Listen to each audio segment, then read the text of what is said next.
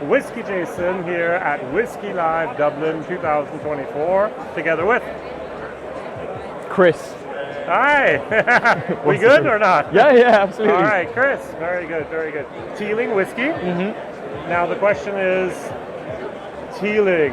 If we don't know it, what should we try first?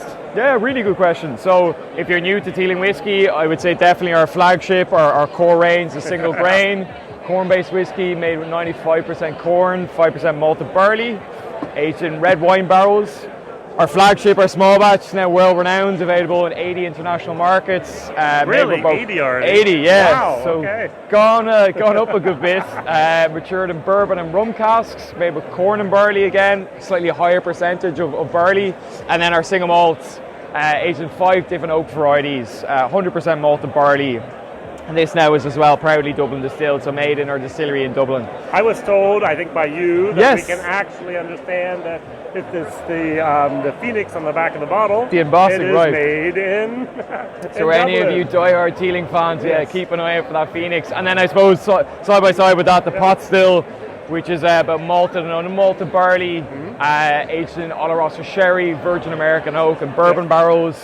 You know, that was the first whiskey we produced in our distillery in Dublin. Yes. First in Dublin in, nearly I 50 bought years. The inaugural release. The batch one, Yes, did you? I Okay, did, I yeah. did. I know the batches were a little bit divisive. Some people loved them, some people hated them. So this is now the official, Right. fully finished product.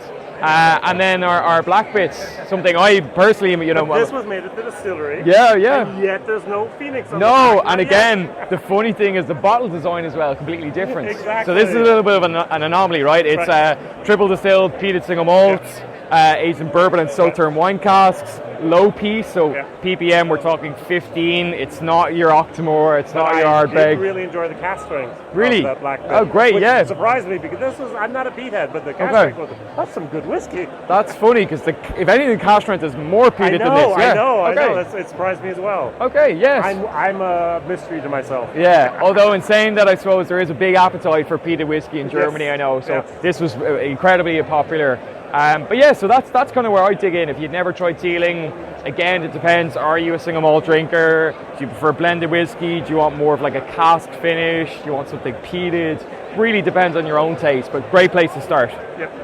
Very good. I see an interesting bottle there over Yes. to the left. Absolutely. Would you like to talk about this Sure. elephant in the room? We can indeed. It's about this size, the So packaging. we'll bring it over. All right, we're going to bring it over. So we will have this going live. Oh, yeah. The Teeling 40-year-old. All Now, I right. don't even know if we can I don't want fully- even to touch this. fully It has show it. There's a nice price tag, let's say that, all right?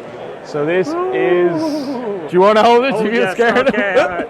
I respect this bottle, all right. So it good. is, our new 40-year-old. This is the oldest and rarest Teeling whiskey we have, All right. part of our family stock. So I once said that you only had Cooley family stock there, which I now know Correct. beforehand that's absolutely hogwash because Cooley wasn't around 40 years ago. Yeah. Teeling wasn't around 40 years ago. True. There were only 2 distilleries around back then 40 years ago. My secret question is it double distilled or triple distilled? Really good question. It's one we've been asking a lot. Yeah, so double distilled malts. Oh. 1983. Yeah, wow. So 40 years in the making. Yeah. It's for us even at Teeling. It's a huge accomplishment even to have something like this in our portfolio. What's the recommended retail price of this? This 15,000. 15,000 euros, dollars, whatever. Euros. So yeah, Okay, we'll good. set you back a penny or two, but trust me, worth every cent. Full bourbon maturation. Yeah. Obviously, we've lost a little bit to the Angels, as you can see, in terms of the ABV. It is 42.2. 2.2, yeah. So Okay. not the traditional Teeling 46. All right. Which is it's cast strength people, all right? Yeah, right. So this is something, people see, they see a lower ABV and they think, oh, maybe not, but this is actually natural cask strength. It's Right. been lost, over those 40 years. And then there's 140 bottles in total. Okay. So, And I'm sure most of them are just going to some individuals that have a higher bank account than I do.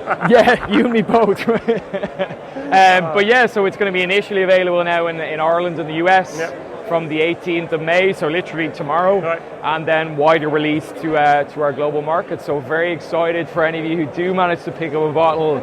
Let us know what you think. Reach out.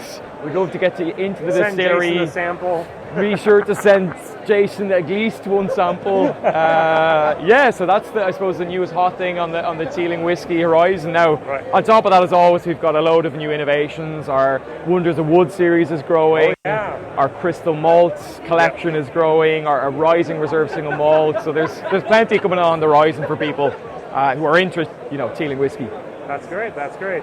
Now I'm asking everyone at the moment about water. A lot of people talk about barley, cask. Some people talk about yeast, but I'm talking about water at the moment. Okay. Do you use hard water, maybe limestone, like in America, or soft water, like in Scotch? Why? What's your water situation? Yeah, I mean, look, as I said to you, when it comes to our water, it's not something we discuss massively. We're a lot more barrel driven, and we kind of believe that every stage of the process is important. So, looking at distillation, looking at the grains, looking at even the importance of the master distiller, blending. Our water, we basically have a bore well on site, and then we source it as well, through an off-site facility, mostly soft water. So again, everything that we're doing, it's coming to our facility in Dublin, based in Newmarket Square. And then outside of that, we have a couple of more sustainable options for water. So we now have a rain water harvesting system. We've been trying to, if we can, in a genuine way, reduce our carbon footprint as much as we can. Obviously, as a distillery, that's not an easy thing. You're producing carbon dioxide in fermentation. You're producing waste when you're making whiskey, and we're doing everything we can. So things like solar panels on the roofs of our distillery. We've got beehives even now as a natural sweetener. Okay. So who knows? Maybe one day we'll see a Teeling honey liqueur in Germany. I know it's again a big thing you see over there. And then small steps like that. So that's basically where our water is coming from. Now, if you're ever in Dublin, the distillery you have to visit first is Teeling. Absolutely. I was going to say, there's no question. There's no question. I mean, come on. I mean, it's centrally located. It's the beautiful distillery. You have great people there.